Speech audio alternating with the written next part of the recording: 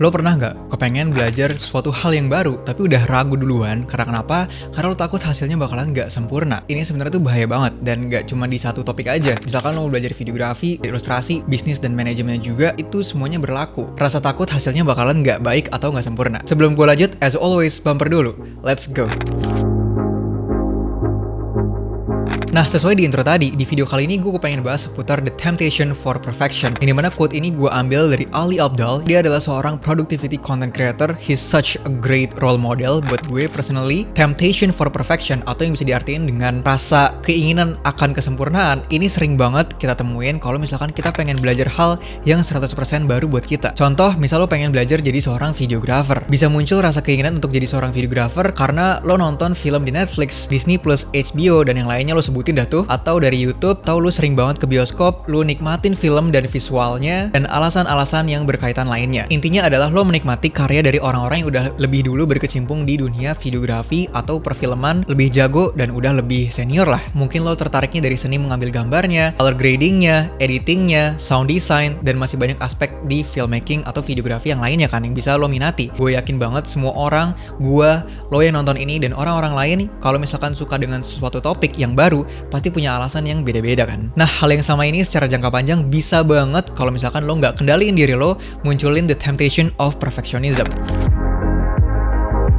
Tahap yang sebelumnya, gue akan coba untuk sebut dia sebagai inspiration phase, yang dimana artinya lo mengambil inspirasi karena lo nonton karya-karya orang lain, bisa dari Netflix, YouTube, TV, bioskop, dan lain sebagainya, sehingga lu dapetin banyak dopamin yang masuk ke otak lo kan. Dan akhirnya ini berkembang jadi suatu minat yang kuat terhadap bidang tersebut. Nah, ketika lo mulai proses belajarnya, yang artinya udah lewat tuh tahap inspirasi dan sekarang masuk ke aksi, itu akan terasa jomplang. Tapi jomplangnya kenapa tuh? Simpelnya, kayak yang gue sebutin barusan, lo punya segudang inspirasi dan referensi. Contoh, misalkan inspirasi lo adalah Oppenheimer, yang dimana itu the greatest Christopher Nolan movie ever. Tapi di sisi lain skill lo kan masih nol kan, masih telanjang bulat karena ya lo baru mau belajar gitu. Jadi kecenderungan yang sering banget gue lihat, dan jujur ini juga yang sempat gue alamin di awal karir gue, adalah kita jadi semacam mendamba-dambakan skill kita tuh bisa menyamai dengan referensi kita. Jadi contohnya kayak kita baru mulai belajar videografi, tapi kita pengen banget bisa bikin yang sekelas Oppenheimer itu dalam waktu yang singkat. Ini mana itu nggak realistis sama sekali kan. Ini adalah rumus yang paling jitu untuk bikin diri lo ngerasa nggak belong atau nggak kompeten, nggak bisa jago-jago lah kayak gitu. Jadi kayak semacam zero sum game. Kalau misalkan mereka bisa, terus ya udah, kalau misalkan lo nggak bisa ya lo nggak bisa gitu.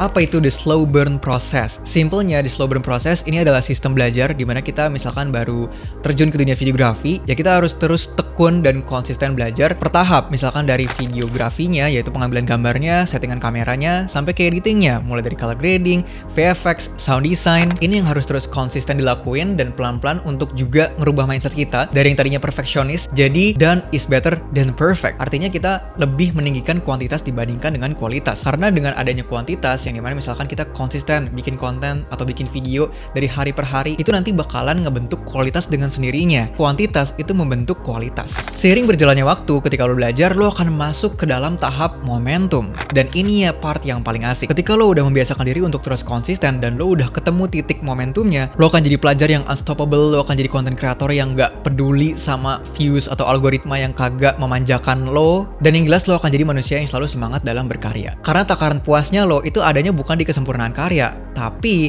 ada di rasa fulfillment atau pemenuhan diri karena lo udah mau terus konsisten dan berprogres sebagai seorang videographer, kreator, dan macam-macam lagi. You'll be the master of your own craft in no time. Ya, mungkin itu aja sih yang pengen gue share di video kali ini. Pesan gue sih simple ya. Menjadi sempurna atau perfeksionis itu adalah standar yang mustahil. Karena sempurna itu sangat fluktuatif. Artinya adalah kalau misalkan kita punya selera yang baru, kita menganggap bagus itu sesuatu yang baru lagi dari waktu ke waktu, artinya kan standar sempurna kita bisa berubah-ubah juga. Gak efisien kan kalau misalkan kita adalah seorang kreator, seorang videographer yang dimana industri kreatif. Jadi ya, just do your thing. Kalau misalkan belum bagus, gak apa-apa. Lanjutin dulu aja, konsisten, karena again, kuantitas bakalan ngebangun kualitas guys. Jadi ya gitu aja. Dan satu lagi, kalau misalkan lo pengen belajar motion graphics, kebetulan banget gue ngajar di kelas online Video Labs, yang dimana itu adalah kelas sekali bayar untuk akses seumur hidup dari materi yang gak cuma motion graphics, tapi juga ada video editing, 3D, Unreal Engine, sampai ke bisnis kreatifnya. Jadi langsung aja lo klik link yang ada di sini ataupun di deskripsi dan lo bisa baca detail-detail kelasnya. Oke, gitu aja. Subscribe dulu dong.